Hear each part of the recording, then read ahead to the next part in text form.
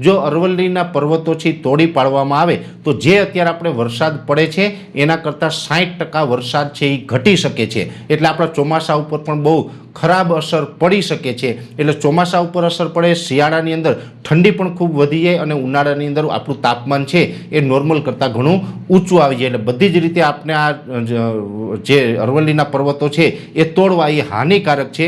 એટલે એક વૈજ્ઞાનિક તરીકે અથવા તો વૈજ્ઞાનિક ઢબે જે અમે વાતાવરણને જોઈ રહ્યા છીએ એ મુજબ જોવા જઈએ તો અરવલ્લીના પર્વતો તોડવા છે એ આપણે કુદરતી જે આખું આપણું ક્લાઇમેટ ચાલી રહ્યું છે, આપણું હવામાન ચાલી રહ્યું છે એને ક્યાંય ને ક્યાંય અસર કરવા જેવી વાત છે। એટલે મારી દ્રષ્ટિએ જોવા જઈએ તો અરવલ્લીના જે પર્વતો છે, અરવલ્લી હોય કે મહારાષ્ટ્રના પર્વતો છે કે દક્ષિણ ભારતના જે પર્વતો છે કે ઉત્તર ભારતના પર્વતો છે, એક પણ પર્વત છે એ તોડવો એ આપણા માટે હાનિકારક છે, આપણા વાતાવરણ માટે હાનિકારક છે, માનવ સભ્યતા માટે હાનિકારક છે। એટલે કોઈ પણ પર્વત છે એ તૂટવો ન જોઈએ, આટલું હું ચોક્કસથી માનું છું। ઘણા બધા મિત્રો અમને ઘણા કોમેન્ટ કરીને કહી રહ્યા હતા કે પરેશભાઈ અરવલ્લીના પર્વતો તોડવાની વાત ચાલે છે તો તમારા શું વિચાર છે, એ તોડવા જોઈએ કે ન તોડવા જોઈએ? તો આની અંદર મારો સ્પષ્ટ વિચાર છે કે અરવલ્લીના પર્વતો છે એની એક કાંકરી પણ ન હલવી જોઈએ। જો એ અરવલ્લીના પર્વતોની એક કાંકરી પણ હલાવશું તો ક્યાંય ને ક્યાંય આપણું હવામાન છે એ બગડી શકે છે। એ જે મેં વાત હતી આપની સમક્ષ રજૂ કરવાનો પ્રયત્ન કર્યો છે।